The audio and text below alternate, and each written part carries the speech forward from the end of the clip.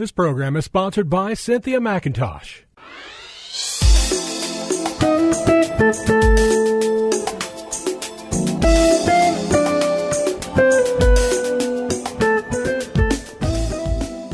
My name is Cynthia McIntosh, and I welcome you to Nuggets of Truth broadcast. On today, I want to share a word with you from the Lord from Genesis chapter 26, verse 1 through 5, and verse 12 through 14. Listen to this as I read you this text in the New King James Version. It says, "There was a famine in the land, besides the first famine that was in the days of Abraham. And Isaac went to Abimelech, king of the Philistines. Then the Lord appeared to him and said, 'Do not go down to Egypt. Live in the land which I shall tell you. Dwell in this land, and I will be with you and bless you. For to you and your descendants I give all these lands. And I will perform the oath which I swore to Abraham your father. I will make your descendants multiply as stars of heaven. I will give to your descendants all these lands, and in your seeds all the nations of the earth shall be blessed. Because Abraham obeyed my voice and kept my charge, my commandments, my statutes, and my laws.'" And I'm going to drop down from verse 5 to verse 12. And it says, "And then Isaac sowed in that land," yes, that land that God told him to go to, "and reaped in the same year." Let me say that again. "Reaped in the same year 100-fold. And the Lord blessed him. And the man began to prosper and continued prospering until he became very prosperous, for he had possessions of flocks and possessions of herds and a great number of servants. So the Philistines envied him." I want to start out by giving you some background to this text. It is a continuation of the story of how God called Abraham out to be the forerunner in preparing the world for the birth of Christ. Yes, through Abraham's seed, all nations will be blessed. And that seed that God wanted to come through his lineage is Jesus Christ. And so you see here, Abraham began his journey, and the journey of the story continues with his son Isaac. And so Isaac found himself in the midst of a storm called famine. Does that sound familiar? Where something is lacking in the land that he needed for survival. And so he decided to move on to a place where he could prosper. And so he decided to head back to Egypt. And God immediately reminded him of what he wanted Abraham's descendants to do, and that was to go dwell in the land that he had promised to Abraham. You see here where a man of God had to relocate in order to be successful. Let me say that again. He had to relocate. Does that sound familiar? Sometimes we have to leave what we know to go to what we don't know and understand. Oh, yes, sometimes we got to do what we're not very sure of. And Isaac wanted to go back to Egypt. He knew what was back in Egypt, but he didn't know what was in the land of where God wanted him to abide in. Oh, yes, he knew there was trouble there. He kind of knew what he was going to face and didn't want to go, but God said, no, I'm going to give you some direction. Yes, sometime God will talk to you and share with you things that go against your mindset. He goes against what you see and encourage you to trust him to see for you and to guide you to where you will be blessed. Oh, yes. God doesn't go against your mindset to punish you, but he goes against your mindset to bless you. Oh, yes. Whenever there is a disagreement between you and God, be assured that his way will always be the best way. And it goes against what you feel. Oh, yes. Down deep inside, there is a fleshly part of us who thinks we know the best way. And so what God did, he micromanaged Isaac, told him where to go. He told him to relocate.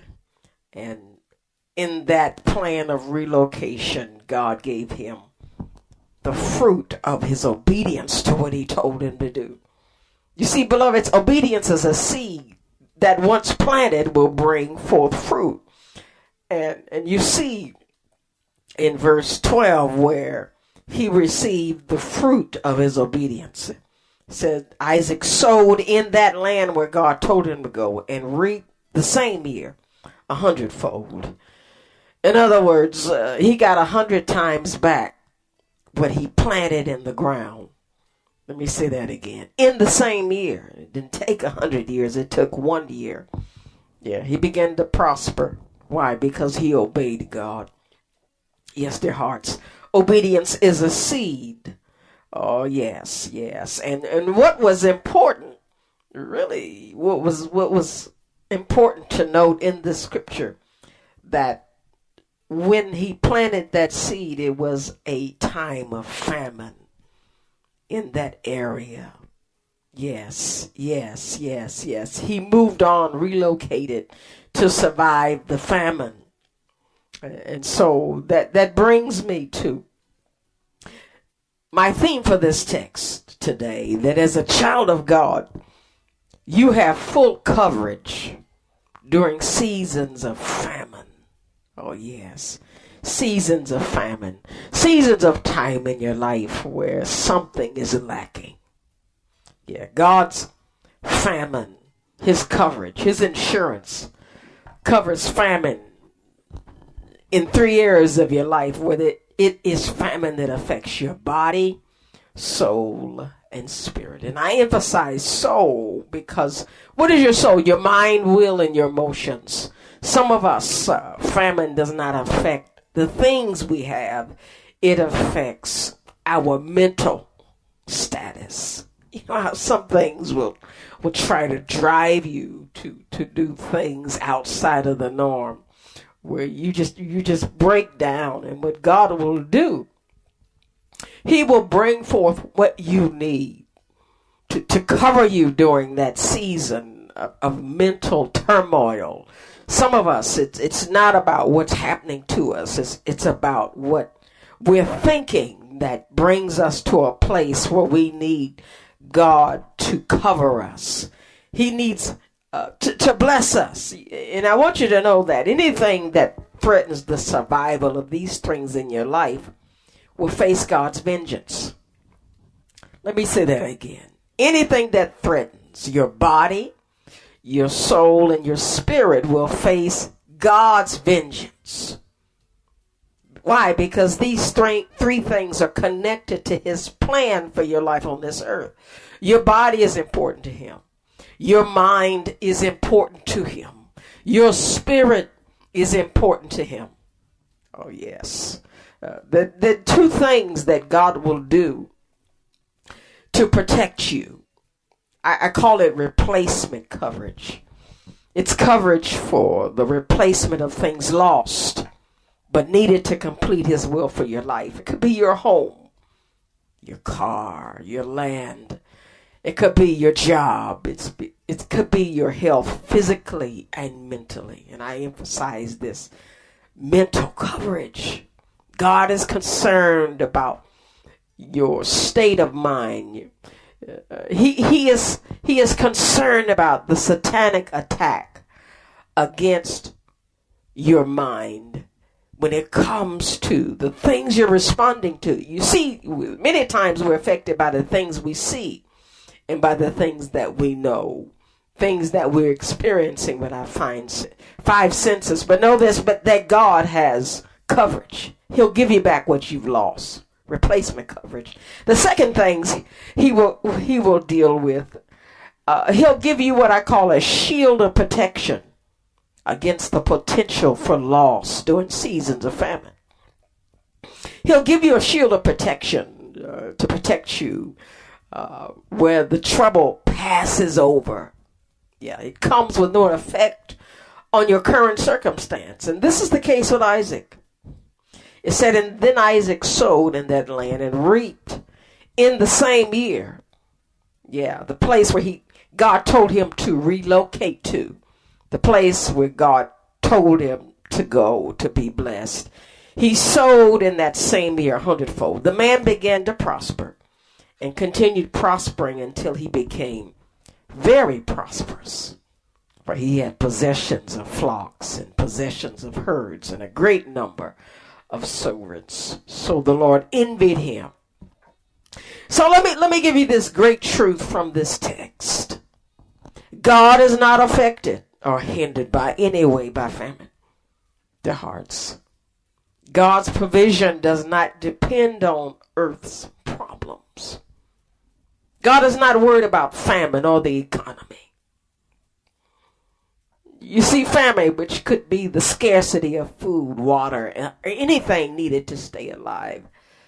A general want of provisions sufficient for survival. That's what famine could be. It includes absence of money needed due to higher prices than normal for things that we need. I call this inflation. Yeah, inflation is an element of famine. Yeah, but in inflation, three things increase: the price of things, the volume of money circulating in the economic system, and available for credit for purchase of things. What am I trying to say? Famine is a form of inflation.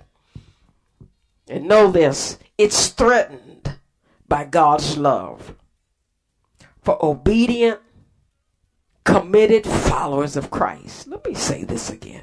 Famine in the form of inflation is threatened by God's love for obedient, committed followers of Christ.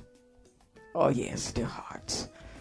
As you obey God, as you stay committed, as Abraham did.